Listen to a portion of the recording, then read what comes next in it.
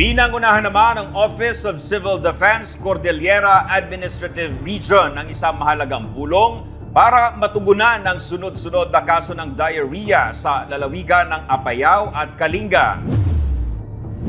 Ayon sa Department of Health Center for Health Development CAR, nasa higit 222 na ang kaso na naitala mula May 23, habang patuloy ang beripikasyon sa iba pang mga naiulat na kaso. Agad na nagbigay ng gabay si OCD CAR Director at Cordillera RDRRMC Chairperson Albert Bogol sa mga kasaping ahensya at lokal na pamahalaan upang mapigilan ang paglala ng sitwasyon.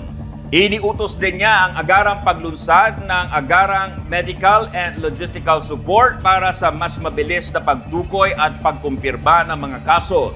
Sa ilalim ng Code White Alert, nakipag-ugnayan na ang DOH, CHD, CAR sa Provincial Health Offices ng Apayao at Kalinga para maipadala ang mga water, sanitation, and hygiene supplies at iba pang health emergency commodities sa mga apektadong komunidad.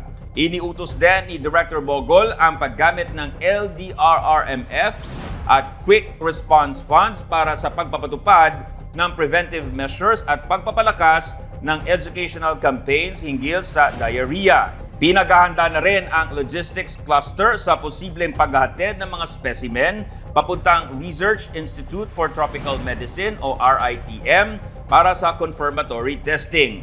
Naka-heightened alert naman ang Cordillera RDRRMC Emergency Operations Center para tutukan ang response activities at matiyak ang maagap na pag-uulat at pakikipag-ugnayan upang maiwasan ang pagkalat ng diarrhea sa rehiyon.